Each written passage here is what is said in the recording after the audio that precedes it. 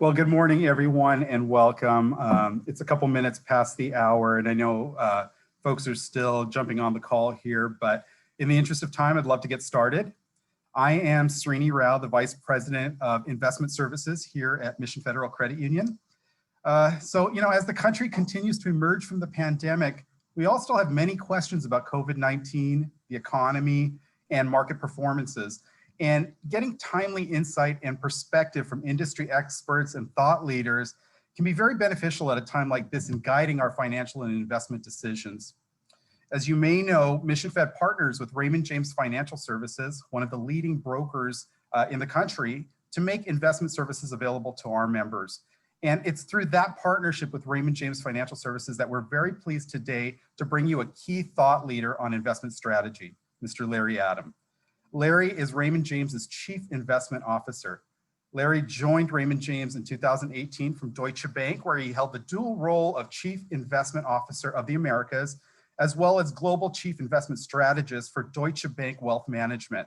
You may have seen Larry on television. He's featured quite prominently on CNBC and Bloomberg, and is also frequently quoted in well-known publications such as the Wall Street Journal, Barron's, and the International Herald Tribune.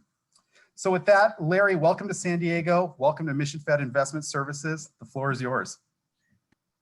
Great. Well, thank you very much. Can you see my screen? You can see it. Oh, perfect. Thank you very much for that introduction, Sharina. And I love doing these events with you and Mission. And I hopefully will be able to do this live out in San Diego. That's a very nice invitation that you set forth. But what I'm going to do today is go over our quarterly coordinates presentation. And what that is an outlook for the remainder of this year. And as we, believe it or not, actually start to peek into 2022, because it's just around the corner. If you look at the particular title of this presentation, it's called Resilience is in Our DNA and in the Markets. And if you just take a step back, just think about how resilient all of us have been, the economy and the markets have really been over the last 14 months or so. As we go through this presentation, you're going to see a lot of references to science. And the reason we decided to do that is because it's really a tribute to how science has really helped us turn the corner against this COVID-19. And if there's one word in particular that I would focus on, it's this word right here, and that is the word vaccine, because vaccines have been paramount in helping us turn the corner against this deadly virus. In fact, if you look at the numbers, this is already by far the most significant virus that we've seen in the post-World War II era, where we've had over 600,000 deaths. And there is a potential that it could ultimately become the most deadly virus, which would take out the Spanish flu back in the 1918 time period. But the good news, if there is any, is with vaccines. And when you look at this chart, you can see that vaccinations, when you incorporate all of the studies, the trials, we've been able to get them into people's arms within 1 year. That's pretty significant, particularly when you think back to hepatitis B took 24 years for that to occur. If you look at polio, it took 45 years for that to actually happen. So modern science has been paramount in helping us turn the corner. When it comes to getting our arms around this particular virus, what you see here is that we've been saying is you have to get up to that 25% threshold when it comes to the number of people fully vaccinated. And the reason we've said that is because if you look at Israel, which is the one country that's really been ahead of the US, once they got to 25% of their population fully inoculated, as that moved up from there, that's when you saw a more systematic and more permanent decline in the number of cases. And if you look at our particular experience, you see here that on April 18th, we hit that 25% threshold for people being fully vaccinated. And as that's moved higher, you've seen the number of cases go from north of 60,000 per day to now we're below 40,000. And as more people get vaccinated, I think as we go through the summer, you're going to continue to see those numbers continue to decline. The good news from the vaccination perspective is that we've been able to inoculate the most vulnerable people in our society, those aged 65 years of age and older. And what you see here is that in those two categories, more than 75% of those people have been fully vaccinated. That's pretty important because that's the area that has had the highest mortality rate. The fact that we've been able to get them vaccinated is a good sign going forward. And then when you look at the reopenings, this is what it looked like. The dark blue are states that were fully reopened at the beginning of May. If you fast forward, by the end of May, most states are going to be fully opened. And when you look at some of these areas that are gray, the only reason they're not fully blue is because there are some modest small restrictions. Maybe some bars aren't open or some nightclubs aren't open. But for the most part, we believe by the time we get to the end of this month, this economy is going to be fully reopened.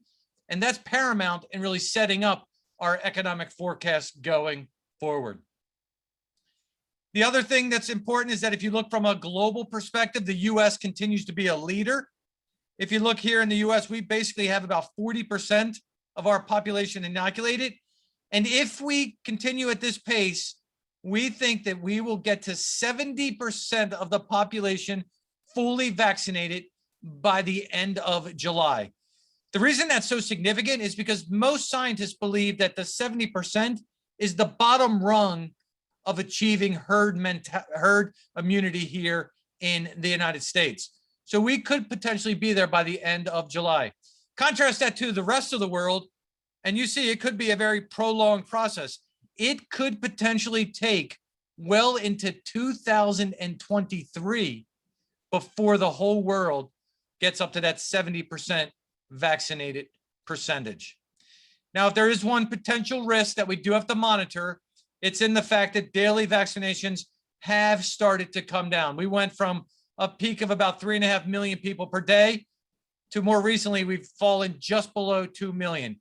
But I think this may start to stabilize and move slightly higher because the FDA has now allowed people that are 12 to 15 years of age to get the vaccination. So you could see a modest bump there.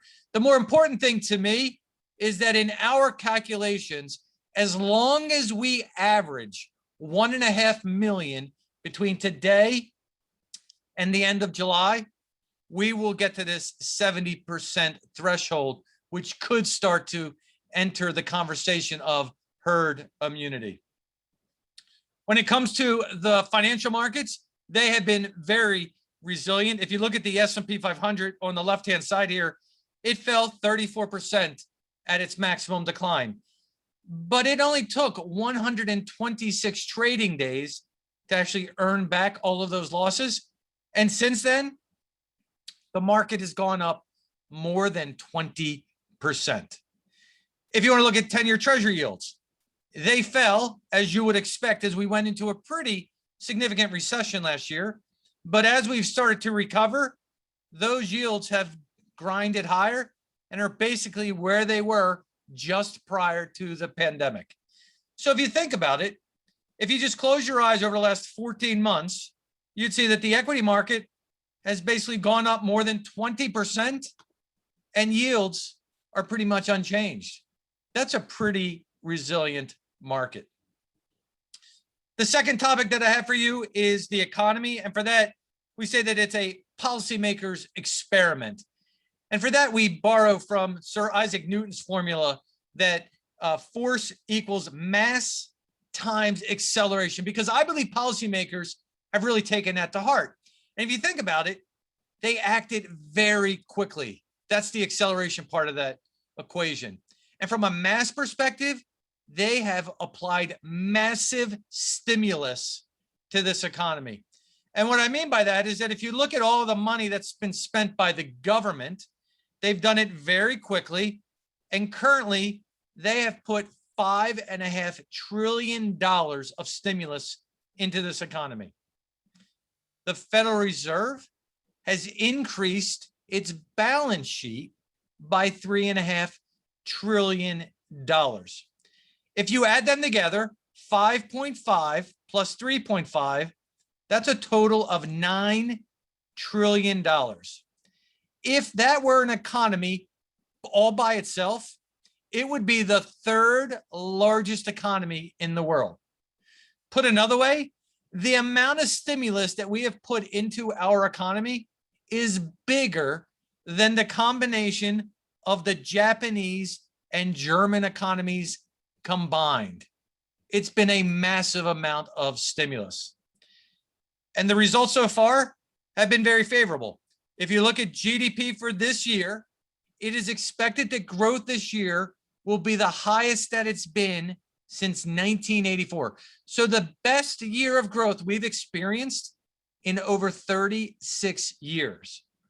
And when you look at how quickly we have recovered, it looks as if we are going to recover all of that lost economic activity that we experienced during the recession at some point during this quarter. In fact, as we sit here right now, I think we have recovered all of this lost economic activity that we experienced during that recession. When it comes to growth for this year, there's no question that it has surprised most economists.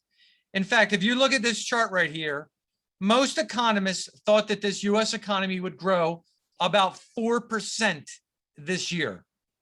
Currently, they've raised that estimate and they believe that this economy is going to grow 6.4%.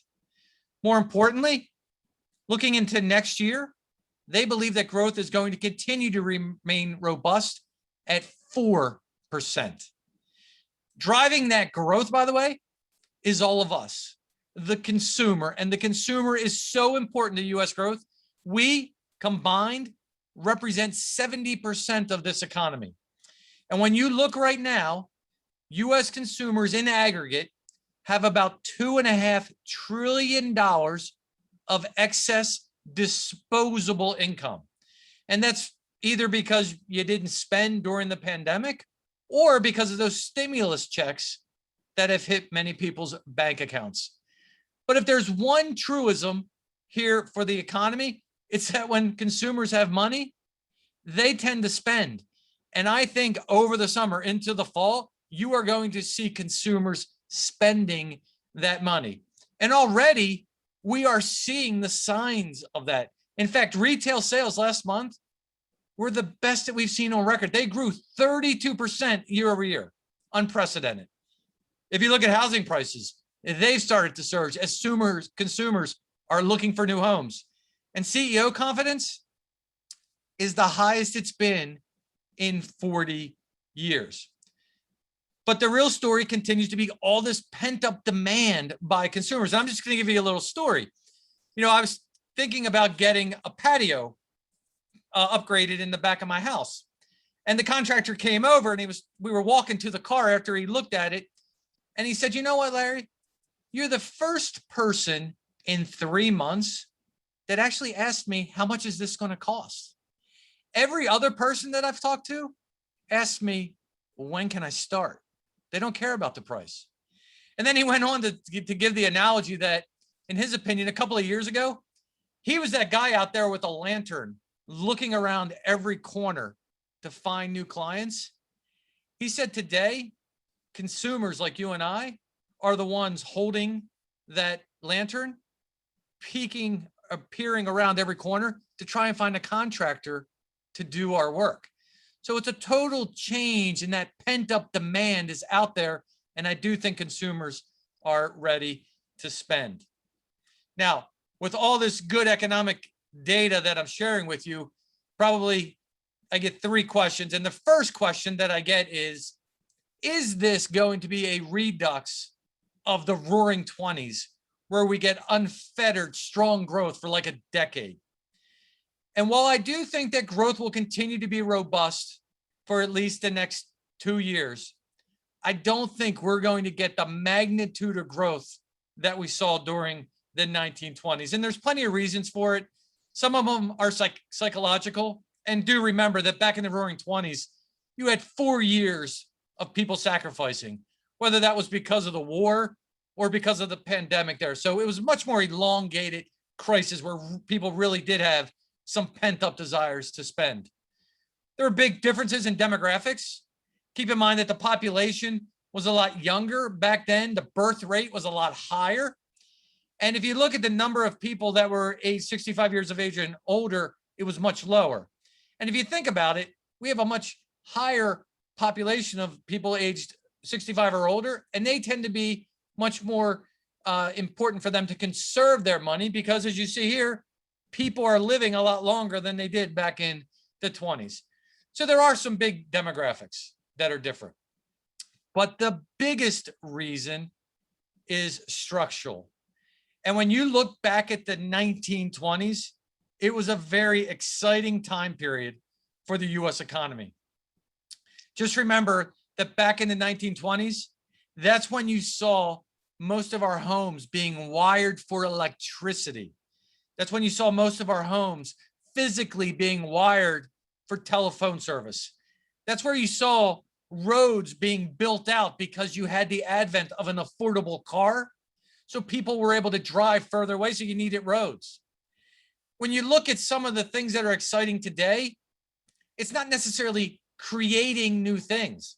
In some ways, it's replacing things. So for example, when it comes to an electric vehicle car, well, you're just kind of replacing a gasoline-driven car.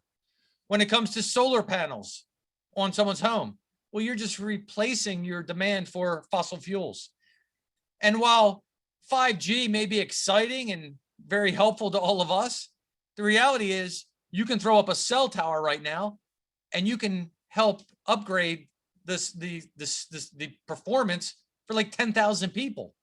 So the demands today, the infrastructure things aren't as great as they were back in the 20s. And then the other big difference back in the 1920s was the installment of credit. That was the first time you could buy things like cars and washing machines and other appliances on credit. And that led to a very big uptick in the capacity or ability for consumers to buy things. In today's world, many of us already have elevated levels of debt where we're not going to increase our debt burdens as quickly as it was done back in the 20s. So while I think growth is fine, I don't think we're going to get any type of superior type of performance from an economic perspective as we did back in the 1920s. The second question that I get is inflation going to be a problem? And that's because you see all these headlines hitting, the newspapers on a daily basis.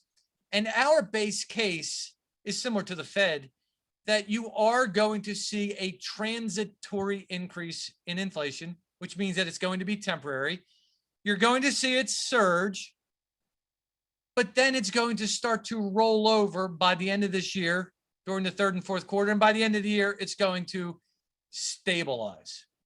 And the reason I think that that is going to happen, this big surge, at least in the short run, is the analogy that I like to use with people is somewhat along the lines of, do you remember going to those big blockbuster movies that came out like Star Wars, right? So, well, think about this movie being the great reopening of the US economy and everybody wants to see it. Well, when you went to those movies, well, what happened? There were long lines to get in. You had to pay a premium price if you wanted your family to sit together. So you had to pay up because everybody was coming out to see that particular movie. But then a couple of weeks go by, what happens? Those lines tend to dissipate. You probably don't have to pay premium pricing to see the movie. What happens a couple of months down the road? You can pretty much go see that movie anytime you want. And then what happens 12 months down the road? You pay $3.99 and you watch it on your favorite streaming service. And I think that that's what's happening right now. Everybody is coming out of spending hibernation at the same time, and it's going to lift prices. But over time, as we already start to spend it, I think that's going to dissipate. I'll give you another example. I was talking to a client a couple of weeks ago, and he bought an RV 2 years ago. He has used it over 50 times over the last 2 years. He said it was the greatest way to spend the pandemic, going to all these campsites. But he recently received multiple offers to buy that RV for more than $60,000. And he said he's going to sell it for more than $60,000. And the reason he's going to sell it is that because he believes in a couple of years from now, he's going to be able to buy a brand new one today for about 25 to 50% of on the dollar of what it costs today. And the reason for that is that he believes that all these people that are buying these big campers are going to realize that these campsites aren't as great as they were last year because they are filled to the brim. They're not as private as they were. They're going to realize all the maintenance that they have to do on these big vehicles, and you got to store it. And he thinks he's going to be able to pick it up. But that's part of that big surge in demand that's driving near-term pricing higher. But longer term, I think it will start to settle down. The other thing I think is very important for everybody to understand, because I think there is a disconnect out there, and I appreciate the disconnect that clients talk to me about, and that is that there is a major difference between Main Street inflation, which I defined as inflation that you and I see on a regular basis, and then Wall Street / Fed inflation, which is the inflation that the Fed looks at when it determines what it's going to do with interest rates and its monetary policy. And there are a couple of massive differences between them. So for example, when you and I talk about inflation, we might say, well, asset prices are going higher, right? The equity market's higher, Bitcoin has surged. When I look at my gasoline prices that I've been paying, they're up more than 50% over the last year. So I'm paying a lot more at the pump. And when I go to the grocery store, prices at the grocery store have gone up 3.5% over the last 12 months. So that seems like inflation to me. Well, we are spending more. So I agree with everybody. But if you look at the metrics that the Fed looks at, they look at something called core inflation, which excludes food and energy. And it also excludes asset prices. So they're not really focused on those things. One thing that they do focus on is housing. But when you and I think about housing, we're thinking about the price of our homes. And yes, they've gone higher about 12% in aggregate over the last 12 months. But what the Fed focuses on, and it's a big component of the index that they look at, they focus on rents. And if you look across the United States, rents in aggregate have only gone up a very muted 1.7%. You and I see lumber prices have been skyrocketing. They're up 350% over the last year.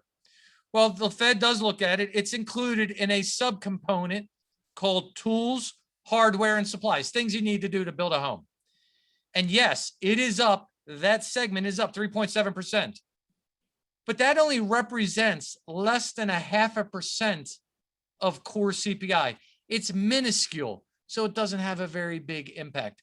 So the point is that there is a big difference at what you and I are looking at versus what the Fed is looking at. And that's why when we provide you with our research, we try and give you those insights as to what the Fed is looking at to see what they're going to do from a interest rate perspective. And then the third question that I get from a lot of clients is this additional recovery stimulus package that Congress is talking about, is that going to supercharge the economy if it gets passed? And I would tell you not to overestimate the impact of these recovery packages. And there's two big differences between that and the rescue package, which clearly has had a big impetus in helping this economy. And those two big differences are, first of all, that rescue package, most of that money has already been distributed. They put money directly into consumers' bank accounts. They put it directly into businesses' bank accounts. Well, when you look at the recovery packages, you're talking about it being doled out over the next 8 years in even increments. So it's not as much money initially as what we got through the rescue package. And then the other big difference is that the rescue package that we had was all deficit financed, meaning the government literally borrowed money from investors and then they put it into all of our accounts. Well, for the recovery packages, they wanted to be paid for. And whether that's by higher corporate taxes or individual taxes or capital gains taxes, that is going to slow some people's spending, because if they have to pay more taxes, they're not going to have as much money to spend on goods and services. So that could tamp down ultimately how much of a positive impact this could have on the economy when it comes to our growth numbers. The third topic I have for you is fixed income. And for the most part, do we think that interest rates will continue to repel below that 2% level? And that's our official forecast for the end of this year, that the 10-year treasury yield will end the year at about 2%. Now, so far, year to date, rates have gone higher. And the two reasons they've gone higher is because, as I showed you earlier, as expectations for economic growth have gone higher, well, better economic growth tends to put upward pressure on interest rates. And then the other one is you are seeing an uptick in inflation expectations. And when people expect more inflation, well, they want to be compensated for that with their bonds. So those two forces have helped lift interest rates higher. However, we don't see it going meaningfully above 2% for at least two reasons. The first one is that we live in a global investment environment. And while our interest rates here, our 10-year treasury yield is 1.65%, that's pretty attractive when you compare it to other parts of the world. In fact, if you were to go to Germany and look at their 10-year bond yield, it's negative 10 basis points. So you get 1 3/4 more income here in the US than you do over in Europe. That extra return is going to continue to bring more money to the US. And when you have more demand, it tends to put a lid on where interest rates can go. And then the other reason is what I call the little dirty secret down at the Fed. And that is that our economy really can't afford interest rates to go significantly higher. And the reason I say that is that if you look at this fact here, we have a record amount of debt, $46 trillion combined when you look at the government, all of us, households, and then corporations. And what that means is that if interest rates just go up 1 percentage point, that would cost all of us an additional $450 billion per year in extra interest rate payments. If you and I are paying more to pay off our debt, that means we have less to spend on goods and services. So by definition, that will tamp down growth and that'll bring back interest rates. So the question is, if interest rates are going higher, and that's going to lead to just modest returns, if not negative returns for the fixed income market, why do I want to own bonds? And the reason you want to own bonds is for two reasons. Number one, it helps reduce the overall volatility of a portfolio, and it does provide you with some consistent income. And what I mean by reducing volatility, this is what's called a drawdown risk. So it tells you the maximum decline that you've seen in each of these investments. So this dark blue line shows you the S&P 500, and at its worst, after the dot-com bubble, the S&P 500 had declined well north of 40%. During the Great Recession, the S&P 500 fell well above 50%. Last year, we fell more than 30%. But look what the bond market did during that period of time. It had very minimal declines. So it helps reduce that overall volatility in your portfolio. The second thing it does is it provides you with income. So if you look at some of these asset classes, if you want to get income, you really can't go to commodities. They don't really provide you with income. The dividends of the S&P 500, it's about 1.5%. But look at the bond market. You get 2.3% if you invest in our highest quality corporations here in the US. If you go to emerging market bonds, it's a yield of 4%. So you get much more coupon or interest payments when you go to the bond market. The fourth topic is equities. And for that, we say that earnings are under a microscope. I think it's important to realize that we all just lived history. In fact, the return from the bottom was the strongest rally we had ever seen in the first year of a new bull market. From the bottom last year in March through the first year, we were up 75%. That's the strongest start to a bull market we've ever seen in history. However, first years are always strong. And you can see first years on average are up on about 40%. But look at the second year. The second year, you tend to see, while still positive, much more muted performance. And you do see a little bit more volatility being incurred by the equity markets. The other thing to keep in mind is that the rally that we've had recently in what I call the honeymoon period of the Biden administration is not unusual. We've gone back and looked at all the honeymoon periods of all the presidents, and you can see that in the first 100 days, the market tends to be pretty strong, robust. But look what happens in the post honeymoon time period. While it's positive for the remainder of the year, historically, you do tend to incur a lot more volatility. And that's because a lot of this political rhetoric will start to heat up as both sides start to position for that midterm election, which again is just next year.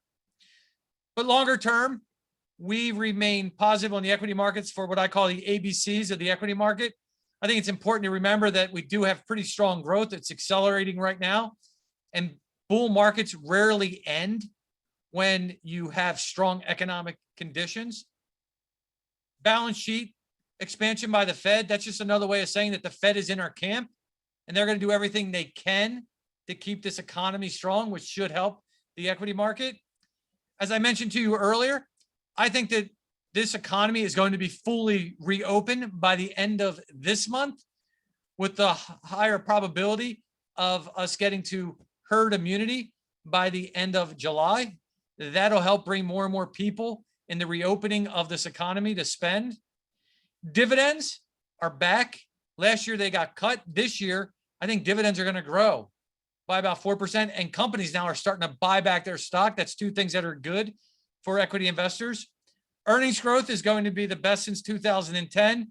And then I'm going to talk a little bit about false narratives, but that earnings growth is very important. Earnings growth is going to be the best that we've seen in 11 years since 2010. When you have strong earnings growth, that puts a nice solid foundation under the equity market. And then when I talk about false narratives, I think that this is a very important story that if you watch the news, if you read the financial press, all those types of things, they always like to talk about very simplistically that this is good or this is bad for the market. But if you do the work, that's not always the case. And I'm just going to give you one or two examples here. But one of the things you probably have heard over the last couple of months is that rising interest rates are bad for the market. Well, again, if you do the work, we go back and look at the last 12 times where you've seen a fairly substantial increase in interest rates and look at the performance of the market. 10 out of the 12 times it's been positive. The 2 times it's been negative, it hasn't been that negative. And on average, you've had above average performance. So higher interest rates don't really necessarily concern me. Why? Because higher rates is just a coincidence with the fact that the economy is doing so much better. And if the economy is doing better, that helps the equity market. Same thing for inflation. You keep hearing that inflation is so bad for the financial markets. Well, the reality is, I actually think there's something in the middle called healthy inflation, which is somewhere between 1 and 5%. And when we've had it there, you've had above average performance for the equity market. Because if you think about this, a lot of times when you have inflation, corporations can increase their prices. If they increase their prices, they can get more profits, because if they continue to get those productivity gains that they tend to get, that helps their earnings ability. So just be careful when you hear these things. You know, the Fed raising rates, that doesn't necessarily kill the bull market. Taxes historically don't kill the bull market. And here's an example that if you look at the last 4 corporate tax hikes, the market has rallied on average 6 months before and 6 months after those hikes were implemented.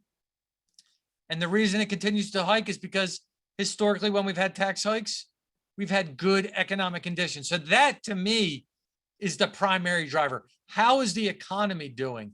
And as long as the economy is doing well, it can absorb a lot of these risks that people continue to emphasize.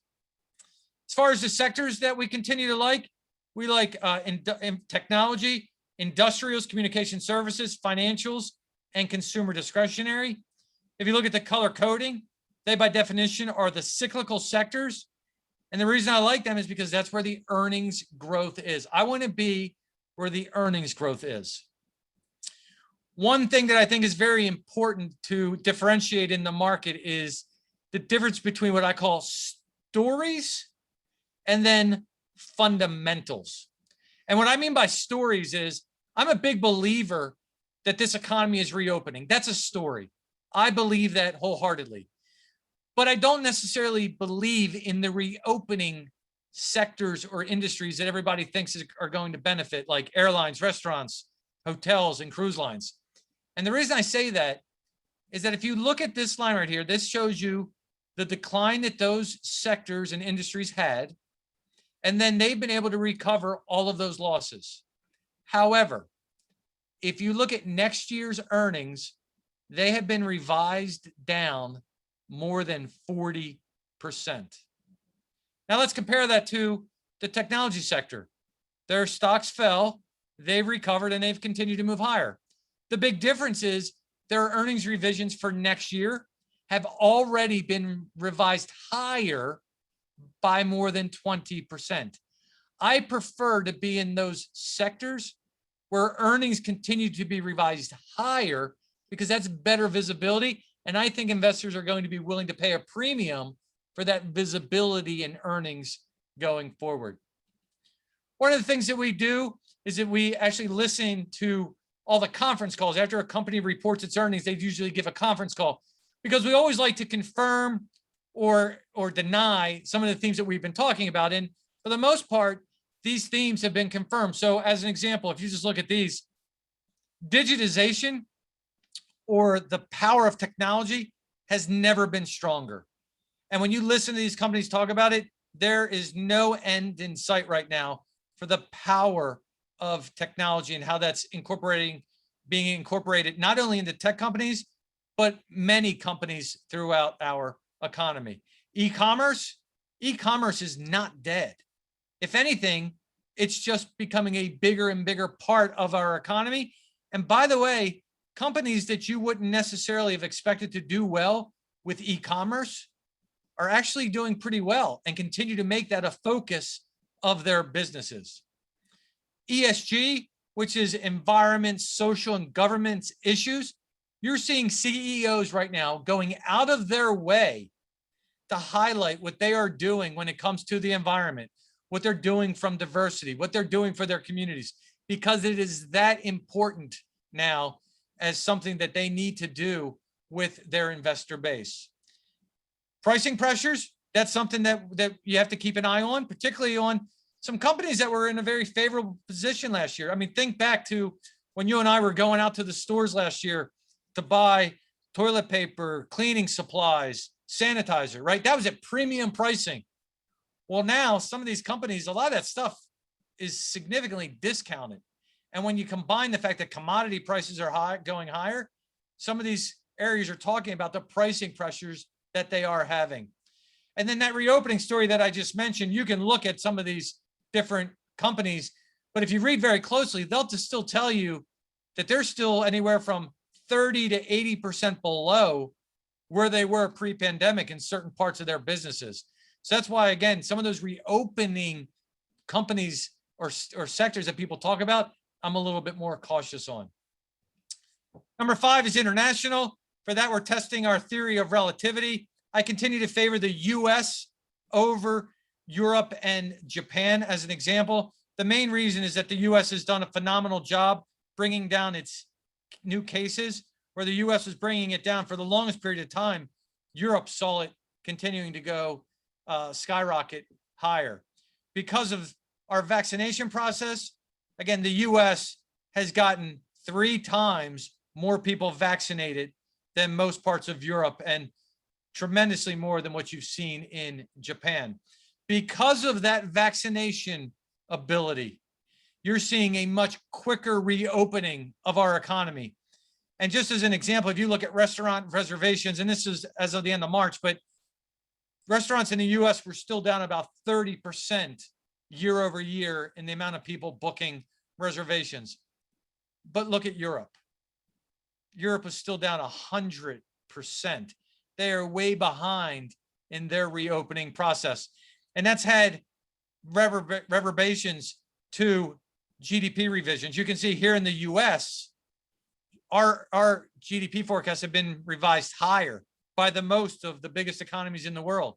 But look at Europe, because of the stumbles that they've had with their economy, you've seen their GDP forecasts being revised lower. Because of these higher revisions, that's flowed through to the equity market, where you've seen the highest upward earnings revisions for US companies rather than what you've seen overseas. Again, I'd rather be where the earnings are. That's why I continue to favor the US over those markets. When it comes to commodities, we believe supply and demand are on the same wavelength. Right now, energy prices year to date have rallied around 30%. The whole reason for that rally is because there's been a big demand response. Because of the reopening, many of us are demanding a lot more oil. And you can see that in the uptick in global demand for oil. However, we don't see it moving significantly above $70 per barrel, because right now you are seeing the supply response, meaning in the US, all those rigs that were put on their side are now all of a sudden, once again, pumping oil and increasing our production of oil. When you have more oil, that places a lid on where prices can go. If you look at OPEC, OPEC is increasing its supply.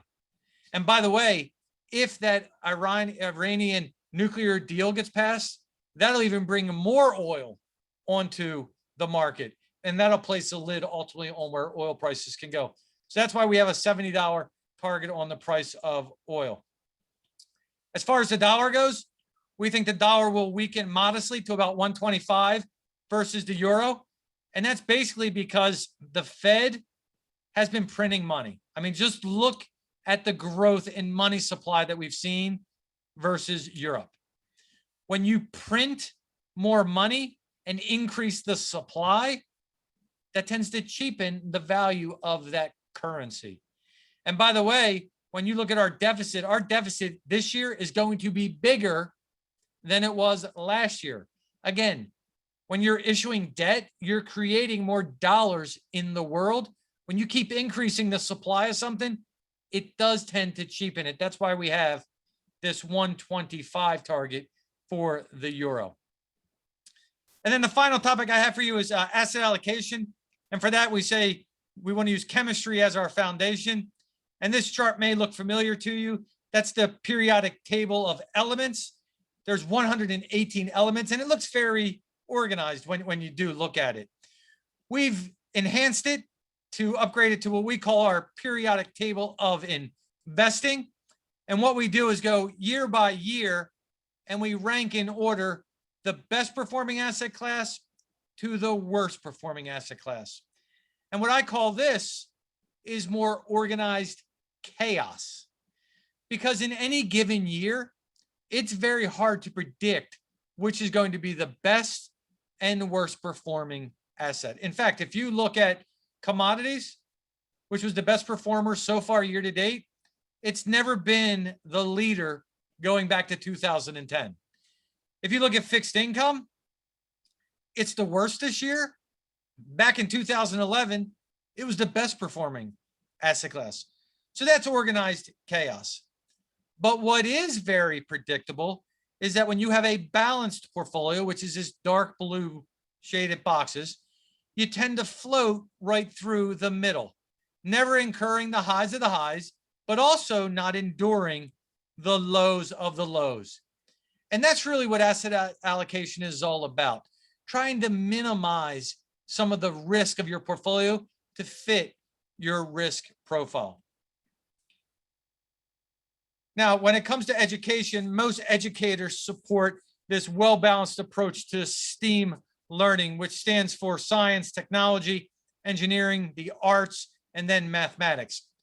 We've taken over this acronym to really apply what we believe are the most critical aspects of asset allocation. And they include selectivity and diversification, as I just showed you. That's very important from a portfolio perspective. It's always important to look at your time horizon. And the best example there is make sure your time horizon is consistent with your portfolio. For example, if you needed the money next year, you probably don't want to put it in risky assets that have a lot of volatility around them. E is for endurance and commitment. And I think you spend so much time coming up with your asset allocation, you should remain committed to it, particularly during times of volatility. And I would tell you probably one of the worst mistakes I saw last year is that when that market fell 34%, a lot of investors had that knee-jerk reaction to get out of the markets. And if you did that, you would not have been able to benefit from that 75+% rally that we've seen since then. So remain committed to your strategy. A, make sure you have the appropriate risk profile that matches your goals and objectives. And then the M is maintain your asset allocation parameters, which is another way of saying, make sure you review your portfolio on a periodic basis and also rebalance back to that target portfolio that you wanted to have. And then the final point I wanted to make is that as we've gone through this presentation, there's been a lot of science, math, and research that we really do to come up with these views. But investing is not an exact science. And as I always say, it's one part science, one part art. And that art is really a reference to the fact that it's very difficult to replace all the knowledge and experience that we all get as we go through time when it comes to our portfolios. And by the way, that's been endorsed by one of the greatest scientists of all time, Albert Einstein. And as he always says, the greatest scientists are always artists as well. And with that, I can turn it back over to you, Srini. Awesome. Awesome. Thank you so much, Larry. Thank you for that amazing presentation. We did get a couple of questions from our members over the last few days in preparation for this webinar, and I wanted to see if I could pass them along to you to respond to. I think we all appreciated kind of hearing the transitory nature of the inflation, kind of what we're experiencing in the United States right now. But the question is, given the economic recovery struggles overseas, what's the outlook for global interest rates, and more importantly, is there a threat of hyperinflation like what we observed in the 80s? So I don't think we're going to see hyperinflation. And the reason for that is that when I look across the board, I didn't show you some of the secular trends, but when you look at some of the trends that are out there right now, the big one is the velocity of money. And it's a fancy way of saying the Fed has printed a lot of money, right? And in the old days, what happened was the Fed would cut interest rates. Me as a company, I would borrow money, and then I would invest in my business and support another business, and that business would support another business, and so on and so forth. And right now across the globe, you're not seeing what we call velocity of money here. In Europe, they call it the credit impulse. How much does borrowing really enhance the economy? That's not happening. So that's one thing that's going to keep a lid on where inflation can go. The second one is globalization and technology. And believe it or not, if you look at technology, that continues to be a very big secular trend, keeping a lid on where inflation can go. And we have this research and we can get it to you, but if you went back to 2001 through 2017, the number that you and I see from an inflationary perspective is 1.8. If you strip out all of the benefits of all the technological advancements that we've had, that number would have been 20% higher, like 2.2, 2.3%. But across almost every single industry, technology has been employed to help reduce the cost that we have in those industries. So I think that will ultimately keep a lid on where inflation can go. So again, I think we're in this healthy inflation environment. That's what most central banks around the world want to see, because they don't want to see the risks of what we were talking about this time last year. And that's deflation. Because deflation, just to do a quick word on that, is probably the worst case scenario for any economy, because a lot of central bankers don't really know what to do with deflation, because deflation is a mindset. And if you think about this, if you think something's going to be cheaper tomorrow, are you going to buy it today? If it's going to be cheaper the following day, you don't buy anything, right? And that shuts economies down. Got it. Okay. We've all, over the last couple of months, certainly experienced the benefit of the valuations of our homes increasing. And so curious what your thoughts are on the real estate market. And then I guess the kind of the prevailing question is, are we in another real estate bubble? So I don't think well, first of all, real estate is very regional, right? It's a location, location, location. When I look at the aggregate numbers, I don't think that we are in a bubble. I think there are some secular trends that are taking place right now where people are moving out of the cities, are getting more space. They're looking for bigger homes, have an office and those types of things. If I look at what's happening behind the scenes, people fail to realize this, that even though you're seeing this shortage of homes, what are most people that you know doing with their homes right now? They're improving them, right? Putting in that new kitchen, putting on that new deck. So in many ways, housing prices are fundamentally actually getting more fundamentally driven as well. So I don't really see the bubble in aggregate. Now there might be some parts across the United States where there's been a big uptick and there have been some crazy things going on. But in aggregate, I don't see a bubble or anything that we saw back in 2007, 2008. Okay, thank you. Our last question is one that's really been in the news a lot, and it deals with cryptocurrency, with Bitcoin being in the news so much. But given the increasing popularity of cryptocurrency, is this now an asset class that should be incorporated into a balanced investment strategy? So I don't think it's an asset class. I would put it more in the camp of more being speculative. I mean, you have to be willing, and I mean, just look today, right? Look at the volatility that you're seeing in that today. I mean, if you look at the biggest coin out there, in a single day, it's had a 30% decline, a 10% increase, a 20% decline, a 10%. I mean, it's been all over the map. So I don't think that that's an asset class that you should view it as long-term and reliant on it. Okay, if you have some money that you want to have more speculative, I think that that's an area that you kind of want to put it in. And remember that there are still a lot of risks when it comes to cryptocurrency. And I would give you three. One is, I'll give you four actually. I'll give you the first one is the fact that it's more driven by retail investors. And time has shown over and over again, retail investors tend to be the quicker money into the markets, right? People get real nervous, they pull it out. People see it going higher, they tend to put it in there, right? So that when people talk about some of the hot money, a lot of that tends to be with more retail oriented investments. So that's one thing. And I think that that's what's happening over the last couple of days. People want to get in it and then people don't want to be in it, right? So be careful with those flows. The second thing you got to be careful with crypto is the fact that you are going to see more regulation around it, right? And that's not just here in the United States. You saw overnight that China is going to have more regulatory conditions around that with how they're going to use it, or they're not going to use it with a lot of transactions over there. The third one you've seen recently is that there is some concerns from ESG, the amount of energy and power to mine. That's become an issue. And then the fourth thing, and hopefully my brother's not on this call, or my brother-in-law, but I always get nervous when I go to Mother's Day and my brother-in-law and my brother are both talking about the fact that they've both been investing in all these cryptocurrencies, right? So when those guys start to get into it, I get very nervous. I get it. There's just so much going on right now. So I'm glad you spent a little time on that. Larry, thank you. Thank you for sharing all your thoughts and insights with us today. We really appreciate you joining us today at Mission Fed Investment Services. Really great presentation. And thanks to all of you on the line here for joining us today. We hope you found today's presentation valuable.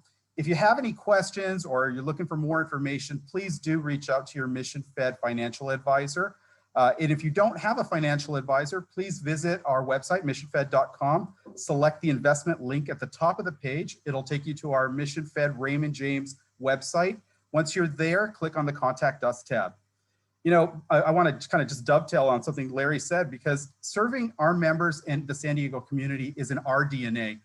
And we've got nothing but your continued well-being in mind. And so on behalf of every family member on the Mission Fed side, thank you for your ongoing loyalty and for choosing Mission Fed for your financial services. With that, I wish you guys all a good day. Take care, and we'll see you next time. Thank you so much. Thank you.